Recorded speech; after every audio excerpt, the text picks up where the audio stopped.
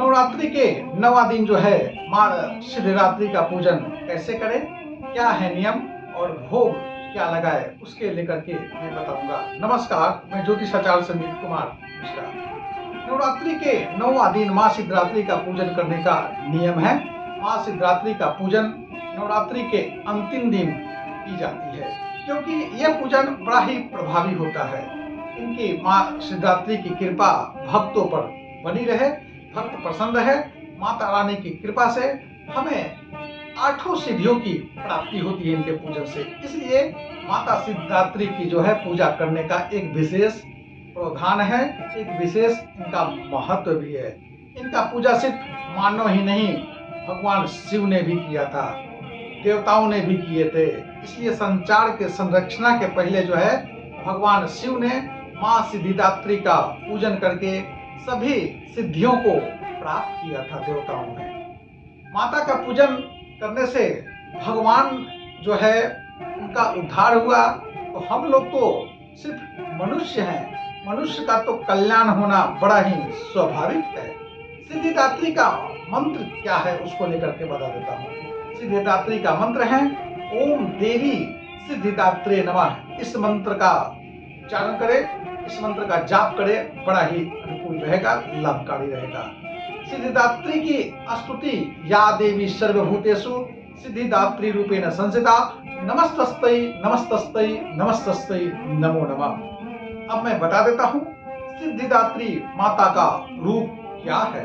माँ सिद्धिदात्री का स्वरूप जो है बहुत ही सुखदायी है, जिसमें इनके चेहरे पर जो है हल्की मुस्कान लिए रहती हैं। इनके सर पर बड़ा सा एक मुकुट है और कमल के फूल पर ये विराजमान रहती हैं, यानी इनका आसन जो है कमल का फूल है। इनकी 4 भुजा हैं, एक में गदा, एक में चक्र कमंडल, एक में जो है फूल हाथ में लेकर के रहती हैं, एक में शंख, और इनके वस्त्र जो है लाल वस्त्र पहन करके रहती है। इनकी पूजा जो है सबसे उच्च कोटि का है, इसलिए इनका अंतिम दिन विशेष तौर पर पूजा किया जाता है। अपने भक्तों का सभी मनोकामना ये पूर्ण करती हैं, कोई शेष नहीं रह जाता है। इनके पूजा करने से मन पर जो है नियंत्रित होता है। जो लोग नवरात्रि में 9 दिन का दुर्गा सप्तशती का पाठ करते हैं, वह सिद्धिदात्री के पूजन के बाद जो है पाठ का हवन करते हैं। हवन करना भी चाहिए 9 दुर्गा पाठ करने के बाद। आरती करने के बाद जो है कन्या पूजन करने का एक प्रावधान है। पाठ को समाप्ति करते हैं। नवरात्रि में कन्या पूजन का एक अलग ही महत्व है, एक विशेष महत्व भी माना जाता है। माता को भोग कैसे लगाएं, क्या लगाएं, कैसे पूजन करें, पूजन के बाद भोग किस तरह करें, वो भी मैं बता देता हूँ। माता की पूजा नवरात्रि में दैनिक पूजा जैसे करते हैं।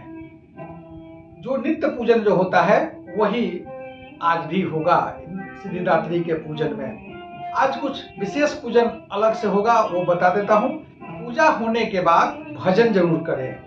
कन्या के पूजन होगा, भजन के बाद कन्या पूजन होगा। इसके पूजा में भोग के रूप में आज जो है सिद्धिदात्री के पूजे में नारियल का लगाएं, हलवा, पंचामृत का भोग बहुत ही माता सिद्धिदात्री को बहुत ही प्रिय है। कन्या के भोजन कराने से पहले माता का भोग लगाएं। नवरात्रि में जो है 9 दिन माँ सिद्धिदात्री का पूजन कैसे किया जाता है, क्या किया जाता है, उसको ध्यान में रख करके बड़ी स्वच्छता के साथ जो है पूजन करें। कन्या पूजन करके उनको कुछ जो है श्रृंगार की वस्तुएं दे जो लड़की हैं, और फिर उनको प्रणाम करके पंचामृत और प्रसाद को अर्पण करें और माता से आशीर्वाद लेकर के अब जो है नवरात्रि का व्रत जो है आप समाप्त कर सकते हैं। तब तक जय माता दी। प्रभातखबर.com, विश्वास वही, रफ्तार नहीं।